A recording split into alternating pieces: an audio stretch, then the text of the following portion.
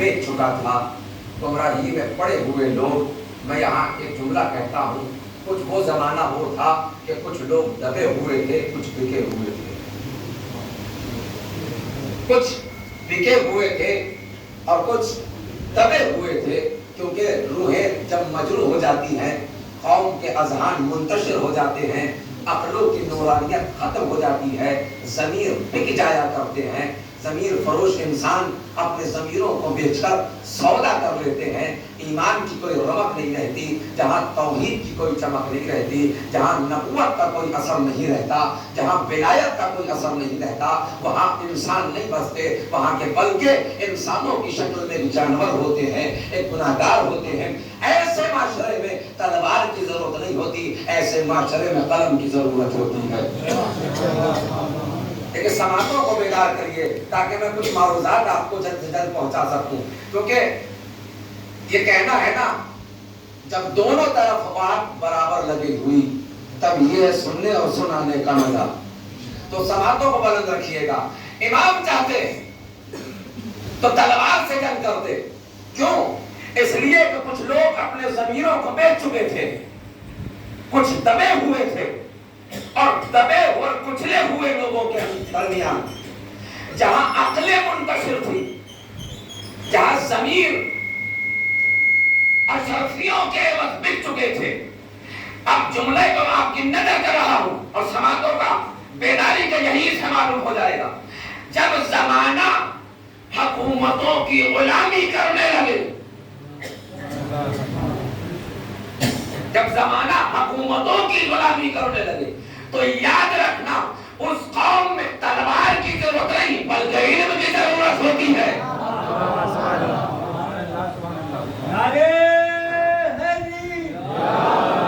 भाई ऐसा ना करे कि रोजा रख कर आए कि मौलाना आज तो बोलना ही नहीं है, इस रोजे को तोड़िए जो सकूत का रोजा है, ताकि अफ्तार करिए फज़ाइल अहले बैत से, ताकि मारूजात बयान कर सकूं जल्द से जल्द, क्योंकि समात बेदार नहीं तो बयान भी बेदार रखेगा। अब सुनिएगा, इमाम ने चाहते तो तलवार से जंग करते, क्यों? तलवार जनाब मुख्तार ने उठाई और जंग के लश्कर को और सलाहों को जमा किया। सलमान सुर्द खुजाई ने भी, जो तवाबीन का लश्कर था, एक लश्कर बनाया, तलवार उठाई। इमाम चाहते तो तलवार लेकर इमाम से ज्यादा कौन होगा जो कातिलान हुसैन से बदला ले? बारी से इमाम हुसैन इमाम सज्जाद थे, उनसे ज्यादा कौन होगा जो तलवार को उठाकर कातिलान हुसैन से बदला ले? लेकिन इमाम ने न जनाब मुख्तार के ताईन में तहरीरी कोई शक्ल पेश की, न बयानी कोई ताईद की। मैं एक मसले की तरफ ले जा रहा हूँ, खटे से आप उलझ भी गए होंगे क्या मौलाना कह रहे हो। न तहरीरी कोई शक्ल है कि इमाम ने कोई बरनामा लिख दिया हो कि मुख्तार के साथ जुड़ जाओ, या कोई बयानी पैगाम दे दिया हो कि मुख्तार के साथ जुड़ जाओ, लेकिन इमाम खामोश रहे। लेकिन इस खामोशी से पैगाम मिलता है, जब कोई माशरे में गलत काम हो तो जमाने का इमाम बोलता है। इसका मतलब इमाम की खामोशी मुख्तार की तहरीक में बता रही है कि मुख्तार जो कर रहे हैं वो सही है। लेकिन इमाम ने तलवार नहीं उठाई, इमाम जंगों में शामिल नहीं हुए, बल्कि कलम उठाया, मुसल्ले को बिछाया और जमाने को बता दिया, जिनकी आंखों में नूरानियत आ जाए वो तलवारें नहीं उठाती, अपने हाथों में कलम उठाया करते हैं। अपने हाथों में कलम उठाया करते हैं। सल्लल्लाहु अलैहि मोहम्मद वाले को उठाया और कह दिया कि जिस जमाने में फितना और फसाद बर्पा हो जाए वहां तलवार की नहीं कलम की जरूरत है। इतना तो समझ में आया ना? मानो थोड़ी दकीक गुफ्तगू है लेकिन आसान करता चला जाऊंगा इंशाअल्लाह जल्द से जल्द। कलम की जरूरत है। कलम से मुराद क्या है? यानी माशरा साहिब इल्म हो, साहिब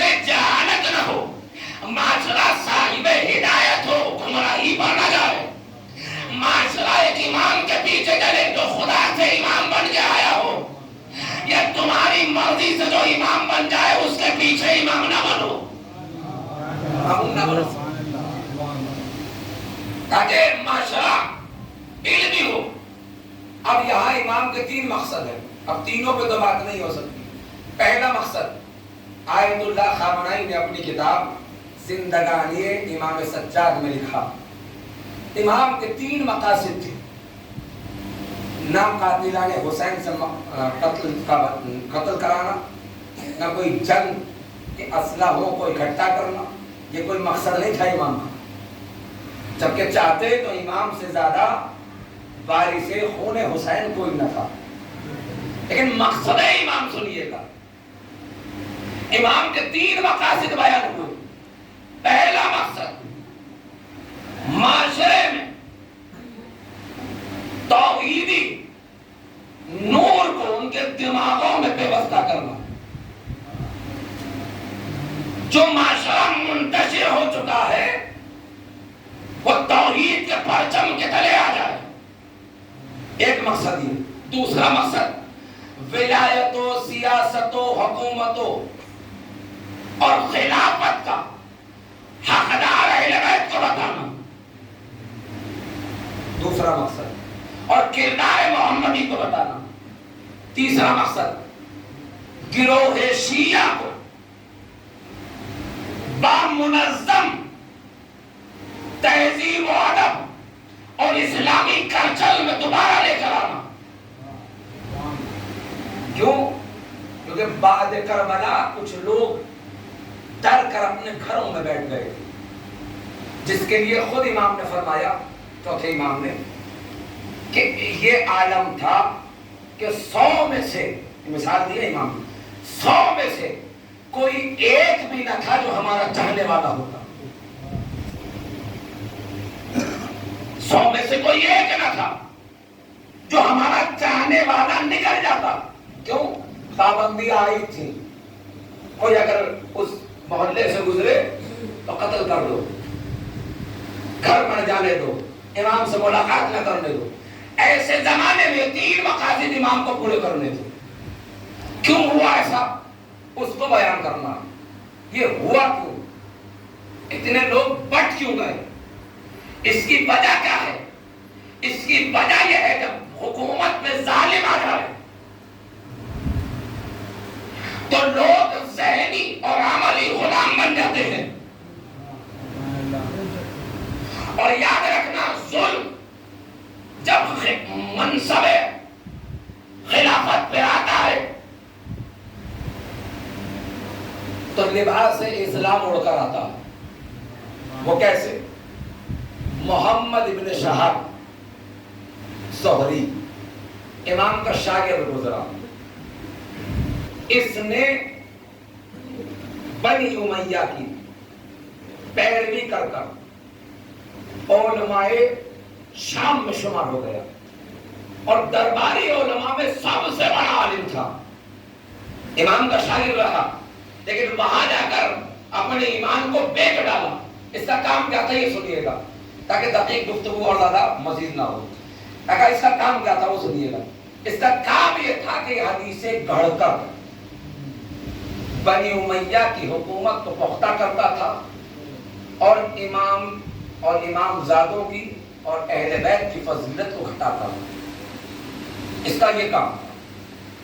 انہی میں ایک اور تھا، کعب الاحبار، حبر کہتے ہیں یہودی عالم کو، ان کی جمع ہے احبار۔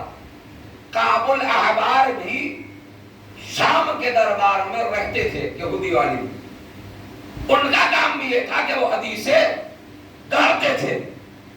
ان کی حدیثیں گڑھنے کا ایک نمونہ سنیے تاکہ آپ کی سماعتیں بیدار ہو جائیں۔ ایک شخص نظر آیا اس کو راستے میں چلتا ہوا، کعب الاحبار یعنی یہودیوں کے عالم۔ اب ان سب نے اس شخص کو آپس میں گھیر لیا، کہا کہ تم کہاں کے رہنے والے ہو؟ کوئی مجھ سے پوچھا آپ کہاں کے رہنے والے ہو، اب میں جواب نہ دوں کہ میں فلاں جگہ کا رہنے والا ہوں، آپ خود ہی آئیڈیا لگانے لگو شاید آپ وہاں کے ہو۔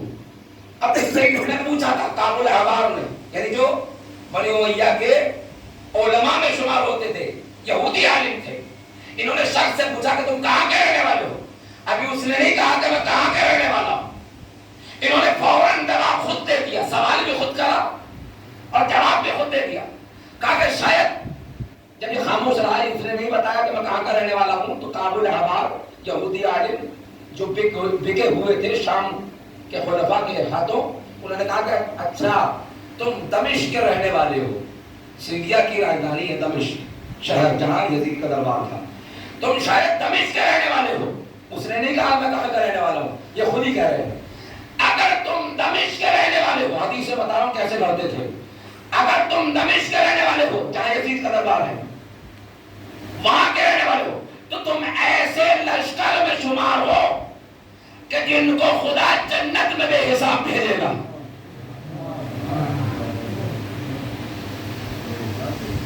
جن کو خدا جنت میں بے حساب بھیجے گا.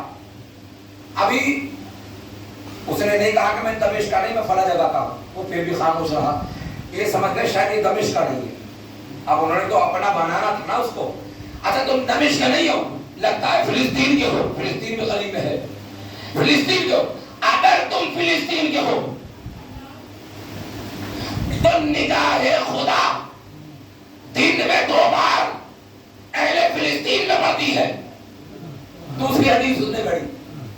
اب یہ نہیں سمجھ میں آتا عقل کے بیمار لوگوں کو کہ خدا کا دن میں 2 ہی بار دیکھتا ہے. کیا خدا دن میں 2 ہی بار دیکھتا ہے؟ اگر یہ عقیدہ ہے تو وہ خدا نہیں ہے. کیونکہ عقیدہ تو ہمارا یہ ہے، خدا تو چھوڑو جو خدا کا امام ہو اس کی نگاہیں امت سے نہیں ہٹتی.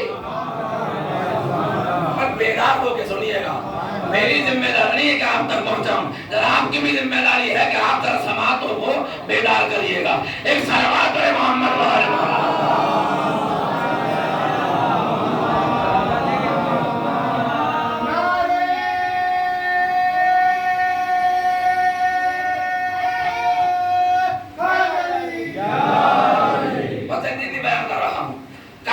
فلسطین کے ہو تو نگاہ خدا تم پر 2 بار پڑتی ہے. تو یہ پوچھا جائے کہ خدا 2 ہی بار دیکھتا ہے. عقیدہ تو توحید کا یہ ہے کہ خدا کی ایک لمحہ پر بھی حقیقت اور نگاہیں ہٹ جائے تو زمین میں قیامت برپا ہو جائے. اچھا وہ پھر بھی نہیں بولا کہ میں کہاں کا ہوں. اس نے پھر تیسری حدیث وہیں کھڑے کھڑے 12 حدیثیں بنائی الگ الگ شہروں سے. کیا اگر تم بال رکھتے ہو تو وہیں کا ایک شہر ہے، اگر وہاں کے ہو تو تم پر خوشبو جنت واجب ہے. یعنی ذہنوں کو منتشر کیا جا رہا تھا پیسوں کے ذریعے اور حدیث بیمار کے ذریعے. لوگوں کے اذہان بیمار کیے جا رہے تھے. یعنی امام نے تحریک قلم چھیڑ کر بتایا جب لوگوں میں روح بیمار ہو جائے علم کا چراغ جلانا بہت ضروری ہے.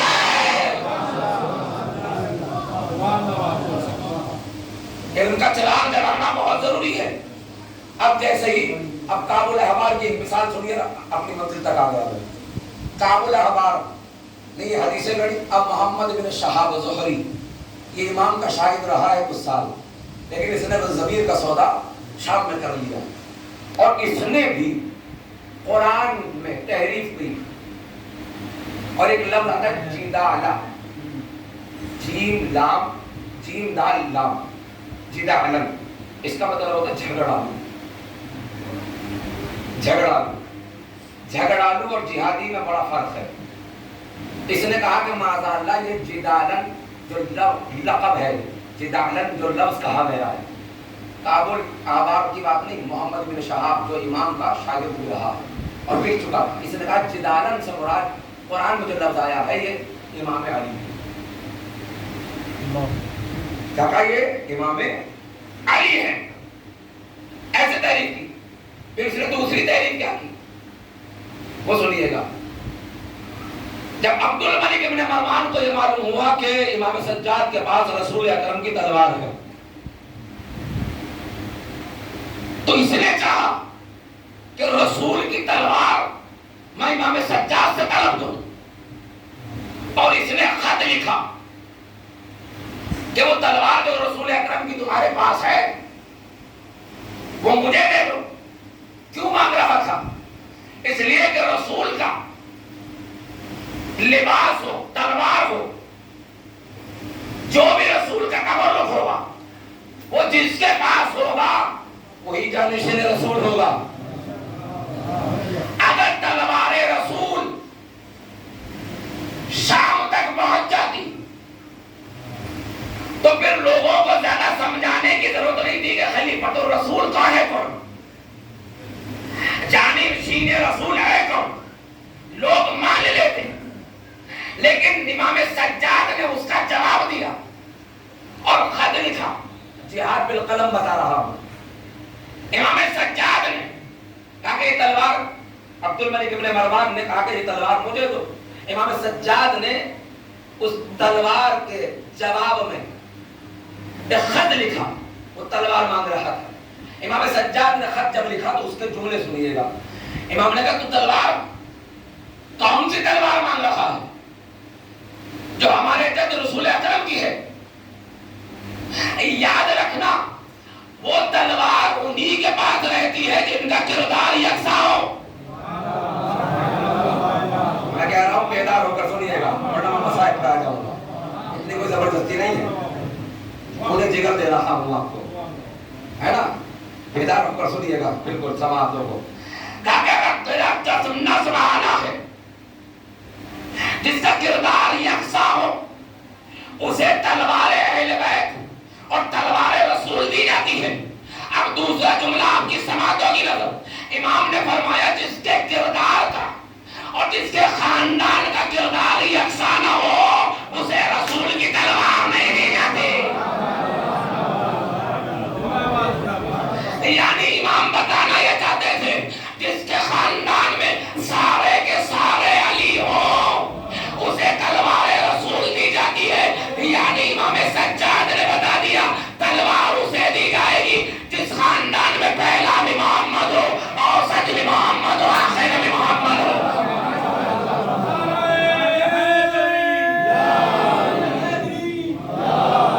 تلوار اسے دی جائے گی جو پہلا بھی محمد ہو، اوسط بھی محمد، آخر بھی محمد ہو، جن کے کردار کی یکسانیت نہ ہو، جن میں ظالم کے بعد پھر ظالم آتا رہے، اسے تلوار رسول نہیں دی جاتی، کیونکہ یہ رحمت للعالمین کی تلوار ہے۔ یہ جواب دیا اور امام نے جملہ کہا کہ تلوار اسی خاندان میں رہے گی جس کا نسب بھی اعلیٰ ہو، جس کا حسب بھی اعلیٰ ہو، جس کا وقار بھی اعلیٰ ہو، جس کا خاندان بھی اعلیٰ ہو، جس کے جد بھی اعلیٰ ہو۔ یعنی کل معنی میں یہ سمجھیے گا جس جد کا نام علی ہے اسی خاندان میں یہ اعلیٰ تلوار رہے گی۔ اب اس نے دھمکی دی اگر آپ نے مجھے تلوار نہ دی تو میں آپ کا وظیفہ بند کر دوں گا۔ وظیفہ سمجھے؟ سرکاری پینشن یہ بند کر دوں گا۔ اب امام کا جملہ سنیے یہاں، اگر واقعاً اعتماد اور یقین پروردگار کتنا ہے امام کو اور ہمیں کتنا ہونا چاہیے خدا پر اعتماد۔ امام نے کہا وظیفے سے کسے ڈراتا ہے؟ امام کے خط کا جملہ پڑھ رہا ہوں، تحفۃ العقول کتاب کا نام ہے، دوسری کتاب زندگانی امام سجاد جو آیت اللہ خامنہئی نے لکھی ہے، کہ تو ڈراتا ہے میں کس سے؟ وظیفے سے ڈراتا ہے تو یاد رکھ جب تک میرا خدا ہے مجھے اپنے رزق حاصل کرنے میں کسی کا خوف نہیں ہے۔ یعنی امام بتانا یہ چاہتے ہیں میں تیرا غلام نہیں ہوں، اللہ کا غلام بنا ہوں۔ اب آ گیا ہوں اپنی منزل تک، آپ کی سماعتیں بھی بیدار ہیں۔ میں تیرا غلام نہیں ہوں، اپنے پروردگار کا مطیع ہوں، میرے رزق کا ضامن وہ ہے۔ اب جب میں خط پہنچا تو اس خط کے جواب میں امام نے ایک آیت قرآن لکھی. اس آیت قرآنی کا ایک لفظ بتا رہا ہوں, پوری آیت نہیں پڑھ رہا. اس میں اللہ نے کہا لا یحب, اللہ اس سے محبت نہیں کرتا, اللہ اسے دوست نہیں رکھتا جو غاصب ہو. امام نے یہ خط میں یہ آیت لکھی, اکیلے امام ہیں. ابھی جملہ پہلے میں کہہ رہا ہوں, پوری تقریر یاد رکھیے تاکہ آگے کی سمجھ میں آئے گی. امام نے کیا کہا تھا, ہم میں سے ہمارے در پر کوئی ایک نہ تھا, 100 میں سے کوئی ایک ہمارا چاہنے والا ہوتا, سب ڈرے ہوئے تھے. لیکن امام یہ قدم جنگ کر رہے ہیں, جہاد بالقلم, یہ اس جنگ سے بہتر ہے جو تلوار سے ہو رہی تھی. کیونکہ آیت اللہ خامنائی نے اپنی کتاب میں ایک جملہ لکھا ہے, اگر امام اس وقت تلوار اٹھا لیتے تو شیعت کی جڑیں کٹ جاتی. امام نے شیعت کی روح کو بچا کر زندہ کر دیا. امام نے زندہ کر دیا. کہا کہ ٹھیک ہے, امام نے آیت لکھی, اللہ اس سے محبت نہیں کرتا جو کسی کے مال کو قبضہ لے. یعنی امام نے غاصب کہہ دیا. اور یہاں ایک جملہ کہنے کو جی چاہتا ہے, جو فضائل و مال کا غاصب ہو اس سے امید نہیں ہے کہ وہ کسی کا مال لے دے. اب جب یہ خط پہنچا تو وہی اس کا بیٹا, ایک بیٹے کا, بڑے بیٹے کا نام ہے حشام ابن عبد الملک, جو اس کے بعد بادشاہ بنا. اس کے دوسرے بیٹے کا نام ہے سلیمان. یہ وہی کھڑا تھا اپنے باپ کے تخت کے برابر. جب خط امام سجاد پہنچا, یہ بھی پڑھ رہا تھا اور باپ بھی. اس کے بیٹے کو غصہ آیا, دوسرے بیٹے کو سلیمان کو. کہا کہ تم اس خط کا جواب دو. اپنے بیٹے کو چڑھا رہا, اپنے باپ کو چڑھا رہا. اس خط کا جواب دو اور گرفتار کرو, سختی کرو. اب تعریف تو وہ ہے تو دشمن اپنے منہ سے کرے. تعریف تو وہی ہے نا, تو دشمن اپنے منہ سے کرے. بیٹے نے کیا کہا عبد الملک ابن مروان کو, دوسرے بیٹے نے, اس خط کا جواب دو اور انہیں گرفتار کرو, قید میں ڈالو. اس نے کیا کہا, اب باپ کیا کہہ رہا ہے, نہیں ایسا میں نہیں کروں گا. بیٹے نے پوچھا کیوں, یہ تو صاف طور پر تمہاری مذمت کر رہے ہیں, تم بادشاہ وقت ہو. اس نے ایک جملہ کہا, یہ یاد رکھیے گا, تعریف وہی ہے جو دشمن کرے. کہا کہ یاد رکھنا جو بھی علی ہو, بھائی اہل بیت میں 4 علی ہیں. ایک امام اول علی, یہ علی ثانی ہے. 12 اماموں میں 4 علی. پہلے علی امام علی, دوسرے علی امام زین العباد, یہ دوسرے علی ہیں. اب وہ کیا کہہ رہا ہے دشمن, بھائی اس خاندان میں جو بھی علی ہو یا علی جیسا مزاج رکھتا ہو, اس کے الفاظ کڑوے ہوتے ہیں.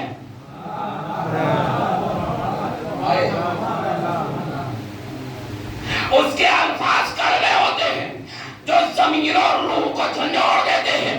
اپنے بیٹے سے مخاطب ہو کے کہتا ہے, اس میں غلط کیا ہے, جب علی نے کہا ہے تو سچ کہا ہے, کیا مناسب ہے.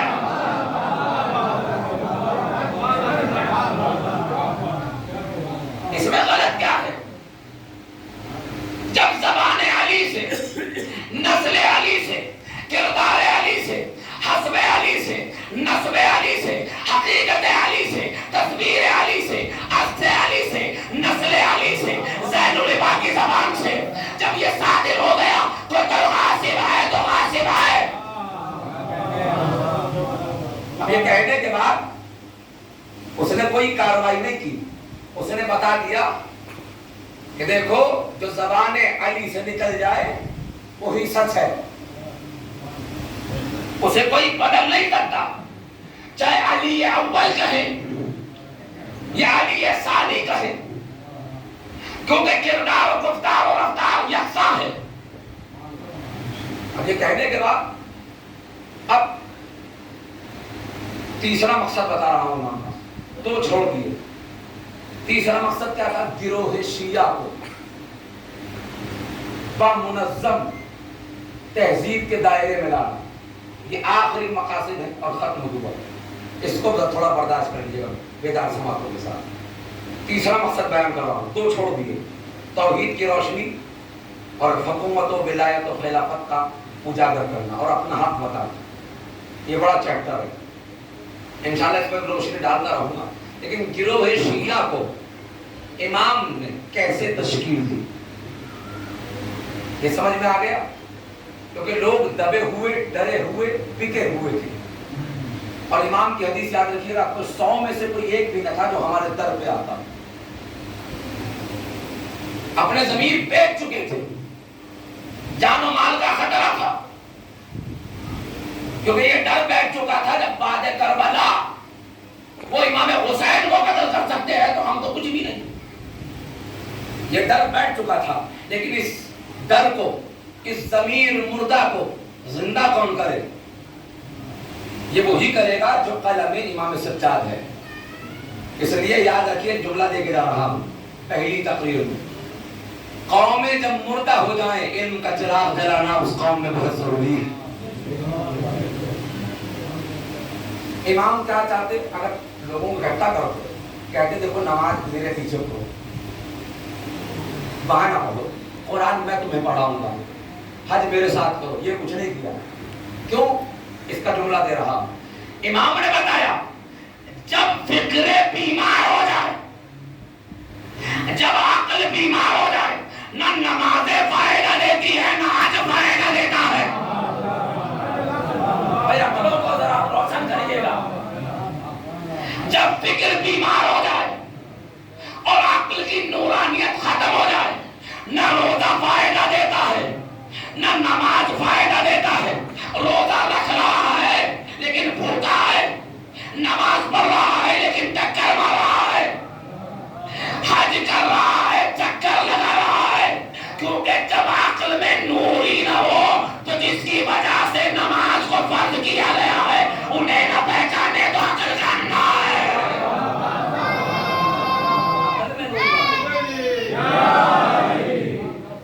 تو امام نے یہ نہیں کہا کہ ایسے نماز پڑھو، ایسے روزہ رکھو، ایسے قرآن پڑھو، ایسے حج کرو، ایسے تعلیم لو، نہیں، پہلے فکروں کو پاک کیا اپنے بیان سے، فکروں کو پاک کیا۔ کیسے پاک کیا یہ سنیے گا۔ کتاب کا نام تحفۃ العقول، امام نے کیا فرمایا، حدیث ہے، تشریح طلب ہے، لیکن بہت جلد کہہ کے گزر جاؤں گا اور ربط مسائل۔ امام نے کیا کہا، افضل العباد، گروہ شیعہ کی فکر کو کمال پہ پہنچانا۔ جب تک فکر کمال پہ نہ ہوگی کوئی عبادت کارگر نہیں، یہ یاد رکھیے گا۔ فکر میں اگر کجی ہو، فکر میں اگر ٹیڑھا پن ہو، فکر میں اگر بدنیتی ہو تو کوئی قابل قبول کام نہ ہو پائے گا۔ جب واجب نہ ہو پائے تو مستحب کہاں سے ہو پائے گا؟ اس لیے پہلی عبادت ہے اپنے فکر کی کجی کو صراط مستقیم پہ لاؤ، اور صراط مستقیم کا نام ہے علی، اور علی کی محبت جس دل میں ہو وہاں آپس میں جھگڑا نہیں ہوتا۔ ارے بیدار ہو جائیے گا۔ وہاں آپس میں منتشر نہیں ہوتے، تیری مجلس میری مجلس، تیرا کھانا میرا کھانا، تیرا تبرک میرا تبرک۔ ارے جس دل میں حسین و علی کی محبت ہو تو جب ایک محبت ہے تو دماغ الگ الگ کیوں ہے؟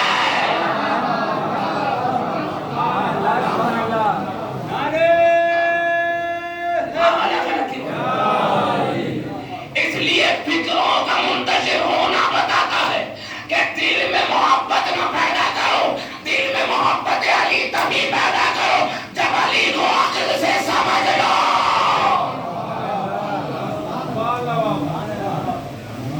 اندھی محبت کا نام علی کی محبت نہیں ہے کہ جھگڑا بھی ہو رہا ہے، ہو رہا ہے نا معاشرے میں۔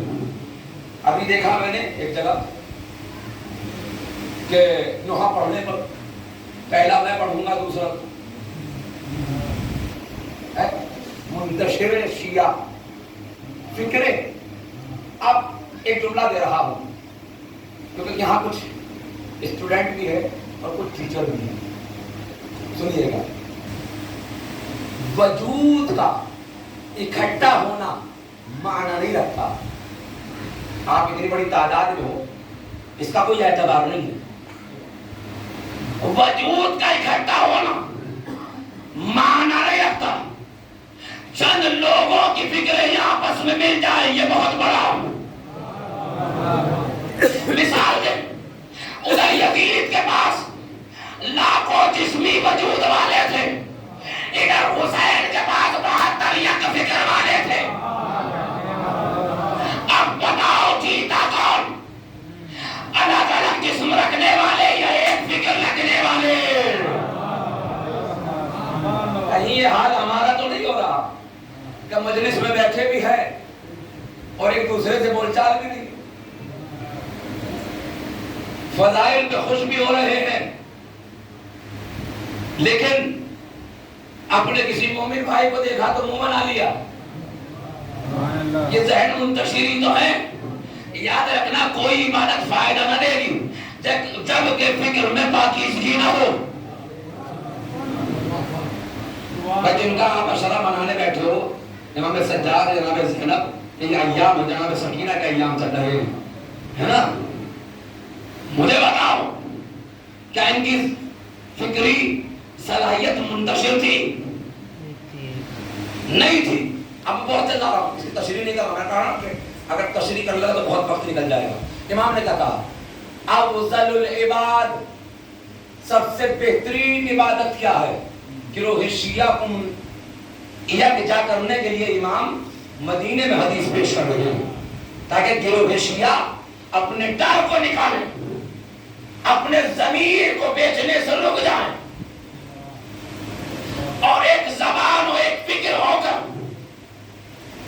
ظلم کا مقابلہ کریں. جو قرآن کی آیت ہے نا، جو قوم اپنے حالات خود نہیں بدلتی اللہ بھی اس کے حالات کو نہیں بدلتا. امام گھر گھر سے تو نہیں آئیں گے، صرف پیغام دیں گے. وہ پیغام سنیے گا. گروہ شیعہ کو تشکیل دینا بمنظم اسلامک کلچر میں. امام نے کہا افضل العباد، بہترین عبادت یہ ہے عفت البطن والفروج، پیٹ کی حفاظت کرو. جملہ کہا کہ رسالۃ الحقوق جا کر پڑھیے گا امام سجاد کا، رسالۃ الحقوق، پیٹ کی حفاظت کرو. اب ایک جملہ یہاں کہنا چاہتا ہوں، سماعتوں کو بیدار رکھیے گا. اگر کسی کے دسترخوان پہ بیٹھو تو امام نے فرمایا ہے باعزت ہو کے اٹھنا، کیونکہ پیٹ تمہارا ہے، مال دوسرے کا ہے. یہ نہ سمجھنا کہ مال دوسرے کا ہے کھاتے رہو.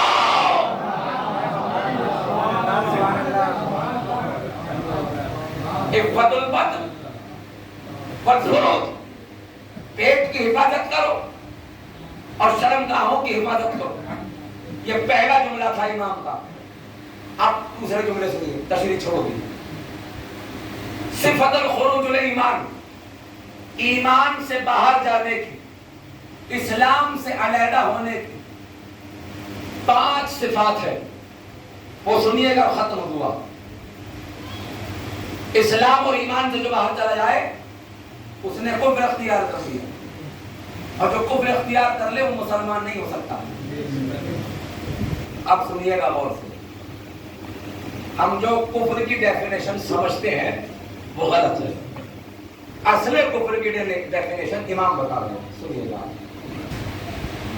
صفت الخروج الایمان، جو ایمان و اسلام سے باہر کر دے، وہ 5 کوالٹیاں، وہ 5 بیڈ کوالٹی ہے. پہلی کیا ہے؟ والخمس، 5 ہے. پہلی ہے والکفر،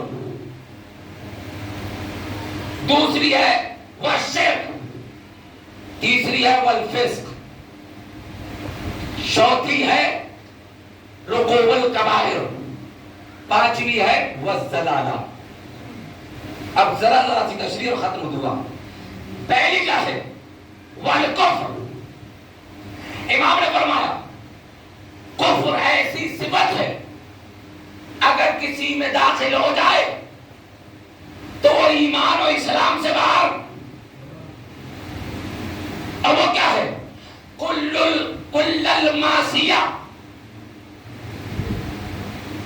من کل ای ملت و ای فرقت.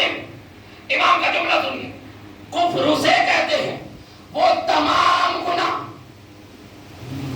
جو اللہ کی نافرمانی کا سبب بنتے ہو، چاہے وہ کسی بھی فرقے میں ہو یا کسی بھی ملت میں رہتا ہو، جو گناہ کر کر اللہ کو ناراض کرے اس نے کفر اختیار کر لیا.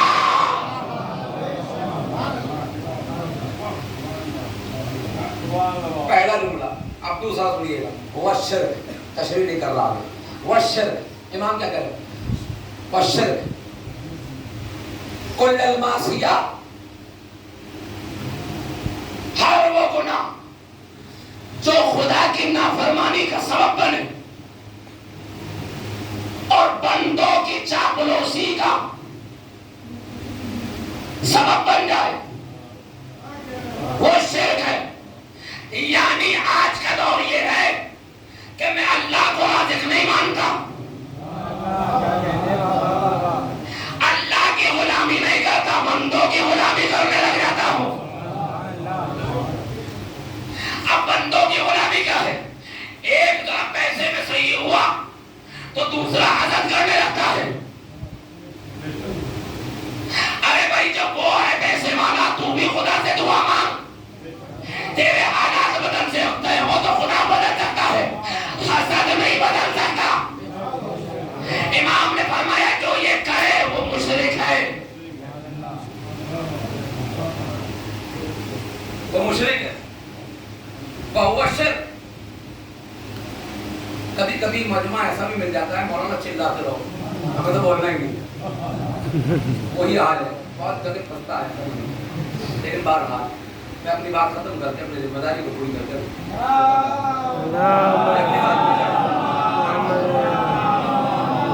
کیونکہ میرا مزاج یہ نہیں کہ پبلک کو بلوانا کہ نہیں چل رہی تو خیبر خندق پڑھتے رہو. نہیں، خیبر خندق سننے کے لیے بھی معیار بلند ہونا چاہیے. خیبر خندق سننے کے لیے بھی معیار بلند ہو، کیونکہ خیبر کا در وہی اقامتا ہے جو صاحب ایمان ہو. جو ایمان سے خارج ہو جائے وہ خیبر کے در تو کیا اپنے گھر کا دروازہ بھی نہیں اٹھا سکتے. آپ امام کہہ رہے وہ مشرک جو اللہ کو یاد نہ کرے بلکہ بندوں کا غلام بن جائے، وہ ہوا شرک. وہ مشرک کہلاتا ہے. اب آیا فسق. فسق کیا ہے جلدی بیان کر دو. فسق کہتے ہیں ایسا شخص جو کھلے عام گناہ کرے اور جری ہو جائے. لو ہم تو کریں گے، کوئی روک سکو تو روک لو. کیسا؟ مثلا ہم تو فلاں کا کھائیں گے. کہاں لکھا ہے قرآن میں؟ قرآن میں کہ ساری باتیں تم مانتے ہو اور قرآن میں لکھا ہے حرام کہاں لکھا؟ سب ہے کہ ہم تو کھائیں گے، ہے نا؟ سمجھنے والے سمجھ گئے. کھلے عام گناہ کرنا ہے فسق. اور جو فسق کرے، اب امام کا ایک جملہ یاد رکھیے گا اسی حدیث میں: کفر، شرک، فسق والمتشابہات والمعروف، یہ سب ایک دوسرے کے ہم شکل ہیں. مثلا آپ امروہہ کے رہنے والے ہو، ایک دوسرے کا کوئی رشتہ داری ہو، سب کہتے ہیں نا کہ ایک میں ایک نل جڑا ہوا. ایک خاندان کے، ایک برادری کے، ایک محلے کے، ایک شہر کے، ایک ضلع کے، ایک گاؤں کے، ایک بستی کے، ایک ملک کے، ایک آب و ہوا کے، ہے نا؟ تو آپس میں ملتے ہو. جہاں بھی مل جاؤ گے کہو گے یہ ہمارے شہر کا ہے، یہ ہمارے ملک کا ہے، یہ ہماری برادری کا ہے. تو ایمان کیا کہے؟ والمتشابہات والمعروف. فسق الگ نہیں ہے، یہ کافر کا بھائی ہے. مشرک کا بھائی ہے، اسی برادری کا ہے، اسی شہر اسی گاؤں کا ہے۔ فسق اب چوتھا کیا ہے؟ رکوب الکبائر، گناہان کبیرہ کرنے والا، کوکھ سے کسی شے کو جنم دے، چاہے جانور کی ہو چاہے انسان کی ہو، جو کسی شے کو جنم دے اسے کہتے ہیں ماں، یعنی انسان کے پیدائش کا سبب ہے ماں۔ اب امام کیا کہتے ہیں؟ سمجھ میں آ گیا؟ یعنی انسان ماں کے شکم سے پیدا ہوا۔ اگر ماں کا شکم ہی نہ ہوتا تو انسان پیدا ہو جاتا؟ نہیں ہو سکتا ہے نا۔ اب یہ سنیے گا، یہاں تک سمجھ میں آ گیا آپ کو۔ اگر یہ نہ ہوتا تو یہ چار نہ ہوتے، کفر، شرک، فسق اور رکوب الکبائر، بڑے بڑے گناہ کرنے والا ہے نا۔ جیسے ماں نہ ہوتی تو بیٹا نہ ہوتا، ایسی ماں پر میں وزدرانا، اگر جہالت معاشرے میں نہ ہو، یہ خرافات ہوتی رہے گی۔ اس کی وجہ یہ ہے کہ جہالت اتنی پھنک چکی ہے کہ اب حقیقت کو پہچاننا گوارا نہیں کرتے۔ حقیقت کو سمجھنا گوارا نہیں ہے۔ کیوں؟ اس لیے کہ جو یکجا فکر کرنا چاہتے ہوں، شیعوں کو یکجا کرنا چاہتے ہوں، وہ یہی نہیں چاہتے۔ اسی لیے یہ پیغام آخر ہے کہ اگر فکریں منتشر نہ ہو پائیں، فکریں ہم آہنگ ہو جائیں، تو بہت سی چیزوں کا آسان کرنا اور منانا ہو جائے گا۔ اگر فکریں منتشر رہیں تو بیٹھے ضرور ہو، لیکن نہ بیٹھنے کا کوئی فائدہ، نہ آنے کا کوئی فائدہ۔ تو عزیزوں یاد رکھیے گا، میں نے پہلے کہا اگر امام حسن و حسین، امام زین العابدین، اگر 12 کے 12 اماموں کی محبت دل میں ہے تو دل میں نہیں، پہلے فکر میں لے کر آؤ،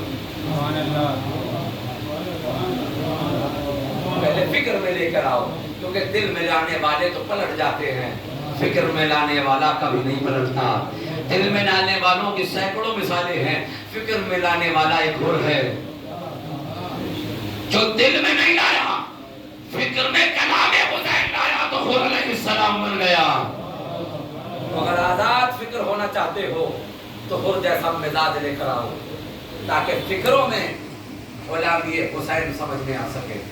دلوں میں محبت نہ لاؤ، دلوں میں تب آئے گی، دلوں میں لانے کی ضرورت نہیں ہے جب فکروں سے سمجھ جاؤ گے کہ حسین کون ہے۔ کہنے یا کہلوانے کی ضرورت نہیں ہے، خود بخود محبت آنے لگے گی۔ لیکن ہمارا معاملہ کچھ اس کے برعکس ہے، ہم دل سے سمجھتے ہیں کہ حسین کون ہے، ہم دل سے سمجھتے ہیں کہ امام علی کون ہے۔ فکروں کو پاکیزہ کرو کہ علی کون ہے، تاکہ ذہن منتشر نہ ہو، کیونکہ فکر اسے عقل کہتے ہیں، یہی بادشاہ ہے تمہارے پورے جسم کو چلاتا ہے۔ اس فکر کو صحیح کر لیا جائے، اس نظریے کو صحیح کر لیا جائے تو یاد رکھنا یہ دل بھی قابو میں رہے گا، یہ آنکھیں بھی قابو میں رہے گی، یہ کان بھی قابو میں رہیں گے، یہ ہاتھ اعضاء و جوارح بھی قابو میں رہیں گے۔ اور جو قابو میں آ جائے وہی تو محبت علی ہے۔ جو نفس قابو میں آ جائے وہی محبت علی ہے، جو نفس بے لگام ہو جائے وہ محبت علی نہیں ہے، اسے نام دیا جاتا۔ بس عزیزوں میں نے ختم کیا۔ اس لیے یاد رکھیں امام سجاد نے ایک جہاد اور کیا، اب جہاد ہے گریا کا جہاد، رو کر مظلوم کربلا کے پیغام کو پہنچا۔ تاریخ سنتے آ رہے ہوں گے کہ 40 سال امام سجاد اپنے بابا کو روتے رہے، 40 سال کم نہیں ہوتے۔ اگر پانی آ جائے تو پانی کو دیکھ کر گریہ ازاری کرتے، کھانا آ جائے تو کھانے کو دیکھ کر گریہ ازاری کرتے۔ ایک کنیز سے روایت ہے، امام اکثر کہتی تھی میں نے کبھی امام کو دن میں کھاتے ہوئے نہیں دیکھا اور رات کو سوتے ہوئے نہیں دیکھا۔ اس کی وجہ کیا تھی؟ دن میں روزہ رکھتے تھے، رات کو عبادت کرتے تھے۔ اور وہ کہتی ہے میں جب بھی کبھی کھانا اور پانی لاتی تھی تو امام کھانے اور پانی کو دیکھ کر سینے پہ ہاتھ مارتے تھے اور کہتے تھے ہائے میرا بابا حسین، یہ کہہ کر غش میں آ جاتے تھے، افاقہ دلاتے تھے، پھر ہوش میں آتے تھے، پھر گریہ ازاری کرنے لگتے تھے، پھر گریہ ازاری کرنے لگتے تھے۔ گریہ ازاری کرنے کا سبب کیا تھا؟ کیونکہ امام نے اپنی آنکھوں سے سر حسین نو کے لیے خبر دیکھا، امام نے اپنے ہاتھوں سے سودا کے لاشوں کو دفنایا، امام نے اپنی آنکھوں کے سامنے زینب کی چادر کو لٹتے ہوئے دیکھا، امام نے اپنی آنکھوں کے سامنے سکینہ کے بالیاں اترتے ہوئے دیکھا، امام نے اپنی آنکھوں کے سامنے سکینہ کے دامن میں آگ لگی ہے تو وہ دیکھا۔ اور کیا کیا مصیبت بیان کی جائے۔ امام نے اپنی آنکھوں کے سامنے بابا کا لاشا گھوڑوں کے سمندر پامال ہوتا دیکھا ہے، بابا کا لاشا پائمال ہوتا دیکھا ہے۔ حافظو امام سجاد کیوں نہ روئے جس نے اپنے بابا کو پورے خاندان کو قتل ہوتے دیکھا ہو، جس نے ماں بہنوں کی چادریں دیکھی ہو، جس نے غیروں کا مجمع دیکھا ہو۔ کیا عزیزو ریاض القدس میں ہے، سنیے گا مصائب امام، ریاض القدس میں امام کیوں نہ روئے اپنے بابا کو۔ ریاض القدس کتاب کا نام ہے جو مختل کی کتاب ہے، اس میں تحریر ہے کہ جمال نامی ایک شخص تھا، جب امام نے شب عاشور چراغ بجھایا ہے تو لوگوں سے آپ نے سنا ہو ذاکرین سے کہ جو خیمے میں تھے وہ نہ گئے، امام نے کہا جسے جانا ہوا چلا جائے۔ امام نے چراغ کو گل کیا، لیکن جب چراغ کو روشن کیا خیمے میں جتنے تھے سب کے سب بیٹھے رہے، کوئی نہ گیا، لیکن ان میں بھی جانے والے تھے، وہ نہ گئے جو خیمے کے اندر تھے، وہ چلے گئے تھے جو خیمے کے باہر یا دور تھے۔ اس میں ایک جمال نامی شخص تھا، کتاب کا نام ہے ریاض القدس، ریاض الاحزان جو مختل کی کتاب ہے۔ عزیزو اس میں لکھا ہے کہ جمال نامی شخص جو وہیں سے چھوڑ کر امام کو چھوڑ کر چلا گیا، جب وہ اتنی دور پہنچا کہ اسے آواز آئی قد قتل الامیر المؤمنین، قد قتل الحسین بکربلا، صبح الحسین بکربلا، حسین قتل کر دیے گئے ہیں، حسین ذبح کر دیے گئے ہیں۔ اس کے کانوں میں آواز پہنچی، اسے امام حسین کا کمر بند بہت پسند تھا۔ عزیزو سنیے گا، امام حسین کا کمر بند بہت پسند تھا جو کمر میں باندھتے ہیں، وہ یمن کا تھا، یہ جوانی سے اسے بہت خوبصورت سمجھتا تھا اور چاہتا تھا کہ امام حسین مجھے دے دیں، لیکن کہہ نہیں پاتا تھا۔ جب اس کے کانوں میں آواز گئی قتل الحسین بکربلا، صبح الحسین بکربلا، حسین قتل کر دیے گئے، یہ کہتا ہے کہ میں گنج شہیدہ کی طرف دوڑا، میں مختل کی طرف دوڑا، میں ادھر دوڑا جہاں حسین کا لاشا تھا۔ میں نے کیا دیکھا؟ ایک بچی ہے جو حسین کے لاشے پہ گریہ کر رہی ہے اور کہہ رہی ہائے میرے بابا حسین۔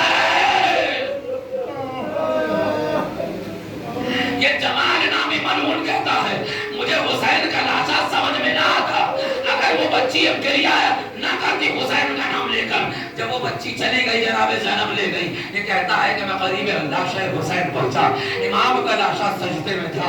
عزیزو سجدے میں سر بیٹھا ہے نا، امام کا لاشا سجدے میں تھا۔ ریاض الاحزان میں لکھا ہے کہ اس نے امام کے لاشے کو سیدھا کیا، سیدھا کرنے کے بعد چاہتا ہے کہ کمر بند کو نکالے، امام کا دانا ہاتھ کمر بند پہ آیا، اس نے بڑی کوشش کی کہ امام کے ہاتھ کو ہٹائے، لیکن امام کا ہاتھ نہ ہٹا پایا۔ اس نے مختل میں کوئی خنجر تلاش کیا، ایک ٹوٹی ہوئی تلوار کو پایا، اس تلوار سے حسین کے ہاتھ میں وار کیا، حسین کا زخمی ہوا اور کمر بند چھوٹا۔ امام نے کہا بائیں ہاتھ سے پکڑا، اس نے اسی تلوار سے امام کے بائیں ہاتھ کو جدا کیا، اب بائیں ہاتھ کا جدا ہونا تھا، ارے چاہتا ہے کہ امام کا کمر بند نکالے، ہاتھوں میں شد آ گیا، ارے کیا دیکھا؟ آسمان سے نورانی سواری آ رہی ہے جس میں ایک بی بی ہے اور کہہ رہی ہے ہائے میرا غریب حسین، ہائے میرا پیاسا حسین، ہائے میرا مظلوم حسین، ہائے میرا غریب حسین۔